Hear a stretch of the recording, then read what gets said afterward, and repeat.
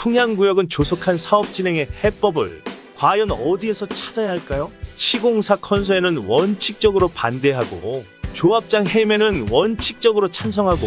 그러나 사업 시행 지연은 반대라고요. 이것이 논리적으로 맞는 것일까요? 광주 풍향구역 재개발 정비사업조합이 조합 측에서 10월 31일 시공사 선정 총회를 앞두고 이를 강행하려는 조합장 측과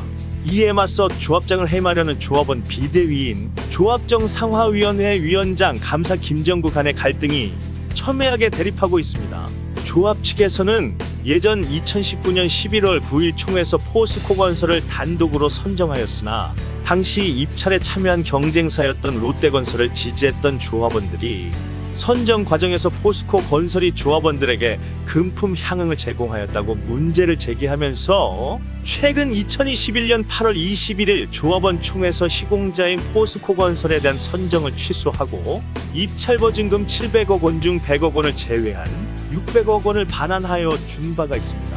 그런데 이를 둘러싸고 이때부터 무성한 소문이 돌기 시작하였는데, 첫째는 이를 적극적으로 추진한 현 조합장이 선거 시에 포스코 건설이 고용한 OS 요원의 지원을 받았다는 것이며, 두 번째는 포스코 건설의 불법 행위에 대해 롯데건설 측과 이면 합의가 있는 것이 아니냐는 소문이었습니다.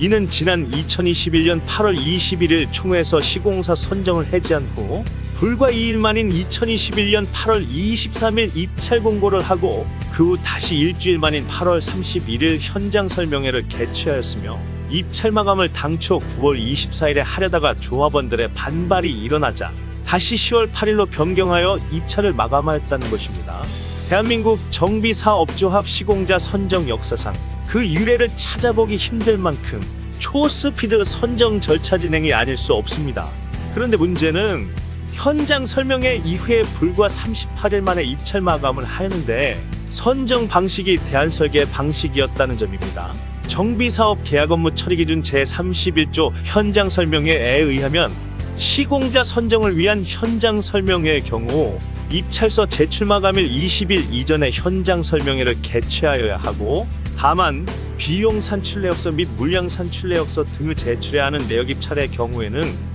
입찰서 제출 마감일 45일 이전에 현장 설명회를 개최하여야 하도록 규정하고 있습니다. 그리고 현장 설명회는 사업 시행인가를 받은 경우 사업 시행인가서를 포함한 설계도서, 입찰서 작성 방법, 제출 서류 접수 방법 및 입찰유 의사항 등 건설업자 등의 공동 홍보 방법, 시공자 결정 방법, 계약에 관한 사항, 기타 입찰에 관하여 필요한 사항을 포함하도록 규정하고 있습니다. 사업 시행인가, 즉 건축허가가 다 나와 있는 상태에서 비용 산출 내역서 및 물량 내역서만 제출하도록 하는 경우에도 최소한 현장 설명회 후 45일의 기일을 정하고 있음에 비추어 보면 대한설계, 즉 설계를 포함하여 모두 제한하는 데 부여한 기간은 불과 38일의 기간을 부여한 것입니다. 이에 대해 수많은 조합원들은 상식적으로 2600여 세대를 설계하는 대한설계를 포함하여 입찰에 참여하는데 38일의 기간을 주었다는 것은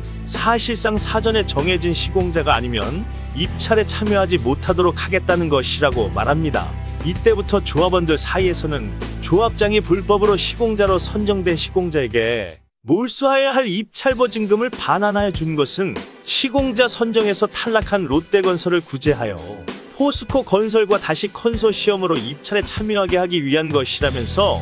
입찰 지침을 컨소시엄 입찰이 가능하도록 하여 시공사 선정을 밀어붙이자 대의원들이 이에 반발하여 입찰 지침서 개정을 위한 대의원회 개최를 요구하였으나 이를 받아들이지 않자 지난 10월 2일 감사가 대의원회 의장이 되어 입찰 지침서를 컨소시엄 입찰이 아닌 단독 입찰로 개정을 하였으나 조합장은 이를 반영하지 아니하고 예정대로 10월 8일 컨소시엄으로 입찰을 마감하였습니다. 도시정비법 시행령 제44조 제3에 의하면 대의원 3분의 1 이상이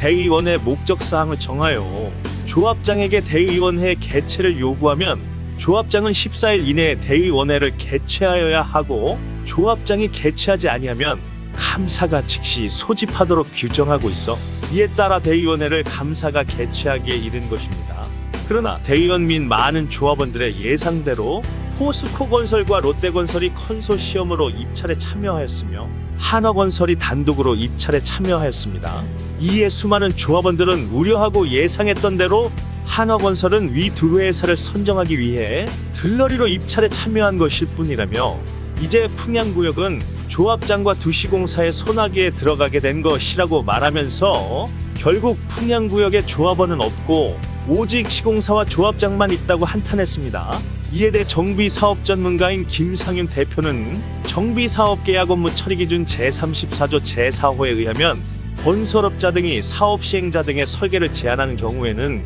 설계도서, 공사비 명세서, 물량 산출 근거, 시공 방법, 자재 사용서 등 시공 내역을 포함하여야 하므로 설계도면 작성 기간을 제외하고도 공사비 명세서, 물량 산출 근거, 시공 방법, 자재 사용 내역서 등을 작성하는 데에만도 45일이 필요한데 설계도면까지를 38일 이전에 작성한다는 것은 그냥 특정 시공사를 선정하기 위한 절차를 처음부터 치밀하게 진행한 것이라고 본다라고 하였습니다. 그런데 현재 조합의 이러한 시공자 선정 행위를 방지하고 조합장이 임의로 반환한 입찰 보증금을 반환받고 시공자 선정을 올바르게 하기 위한 방법은 오직 그 책임이 있는 현 조합장을 해임하는 길이 유일한 길이라고 생각하고 해임 총회를 진행하고 있는데 막바지에 상당한 조합원들이 오해를 하고 있어 이를 설득하는 것이 쉽지 않다는 것이 조합정상화위원회 위원장 감사 김정구 측의 설명입니다.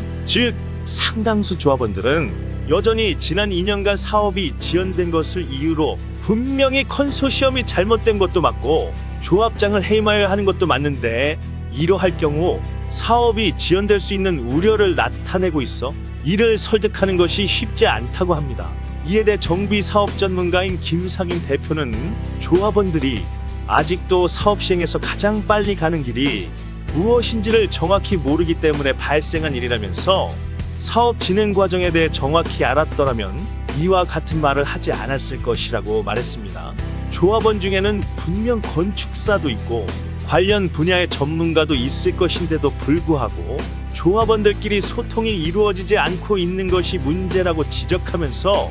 시공사의 선정으로 인해 갈팡질팡하고 있는 것이 사업 지연의 가장 큰 책임이라고 말했습니다. 그 근거로 도시정비법 제29조 제3은 조합은 조합설 리빙가를 받은 후 조합총회에서 선정하도록 하고 있으나 최소한 건축심의를 거친 후 사업 시행인가를 받은 후에만 설계도면이 나오기 때문에 그때 비로소 시공사를 선정하여야 하는데 풍양구역은 그 전에 시공사 선정에 매달린 나머지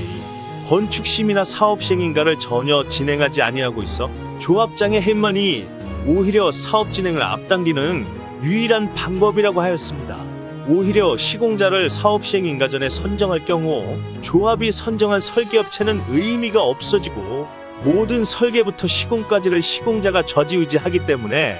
오히려 지난 2년을 시공사 선정 잡음으로 인해 사업 지연이 불가피하였는데 이를 오히려 거꾸로 말을 하고 있다는 것이라고 하였습니다. 일부 조합원들은 시공자를 선정하여야 건축심의나 사업시행인가를 받는 것으로 생각하는 경향이 있는데 이는 크게 잘못된 것이라면서 서울시의 경우에는 시공사의 횡포를 막기 위해 서울시 조례로 시공자의 선정을 사업시행인가 후에 하도록 하고 있다고 하였습니다. 왜냐하면 그 이전에 시공자를 선정하면 오히려 시공사에게 유리하게 설계 등을 하느라고 사업이 지연되는 경향이 있어 조합이 선정한 설계업체로 하여금 사업 시행인가를 받도록 하되 시공사 선정 이후에는 경미한 설계 변경만을 허용함으로써 시공자에 대한 설계 등으로 인해 건축심의까지를 다시 받아야 하는 사업 지연을 방지하고자 하였던 것입니다. 서울시의 경우 2019년 5월 30일 공공관리 시공사 선정 기준을 개정해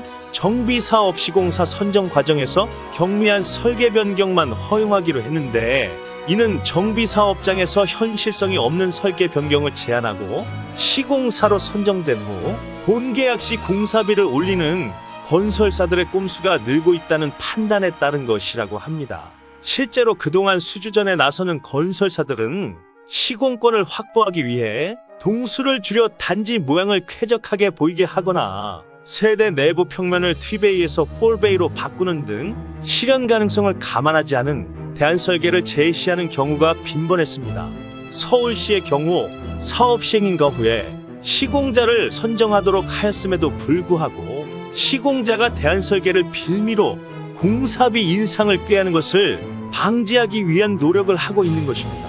대안 설계라 함은 애초 광주시로부터 건축 심의를 통과하고 구청에서 사업 시행 인가를 받은 단지 설계안을 폐기하고 내놓은 새로운 설계안을 말하며 법적 용어로는 설계 변경에 해당합니다. 따라서 대안 설계를 논하기 위해서는 기본 설계, 즉 사업 시행 인가를 받은 설계가 존재하고 있어야 한다는 의미입니다. 그런데 풍양구역은 조합이 선정한 설계업체가 있는데도 불구하고 건축 심의도 진행하지 아니하고 사업 시행 인가를 진행하지 아니한 채 대안 설계를 운운하고 있으니 어느 하나 맞는 것이 없습니다. 서울시 등에서는 금지하려고 하는 대안 설계를, 기본 설계도 없는 풍양구역에서는 대안 설계라는 말이 존재하고 있다는 것 자체가 어불성설이라면서 풍양구역의 조합원들은 이미 시공자들에 의해 의사결정이 좌지우지되고 있다는 것은 이미 널리 알려진 사실이지만 이제는 설계마저 시공자에게 예속시키려는 표현이 바로 대안 설계라는 말로 쓰이고 있다고 했습니다. 그럼에도 조합원들이 사업 지연을 우려한다는 것 자체가 얼마나 모순된 것인지 모르겠다면서 이미 정비사업 계약 업무 처리 기준은 도시정비법 제29조 제1항 제3항 제4항 규정 등에 의해 이행되어야 할 강행 규정임에도 이를 위반하여 입찰 절차와 기간 방법 등을 준수하지 않는 시공자 선정이야말로 사업 지연의 주범이라고 지적했습니다. 그러므로 무엇보다도 조속한 사업 진행을 위해서는 불법적인 시공자 선정 중단, 조합장 해임, 그리고 조합이 선정한 정비사업 전문관리업체 및 설계자로 하여금 건축심의 및 사업 시행인가를 즉시 진행토록 하는 유일한 방법임을 아는 날이 풍양구역의 사업이 조속히 진행되는 발판을 마련하는 날이 될 것이라고 합니다. 긴 내용을 끝까지 들어주셔서 감사합니다. Don't stop.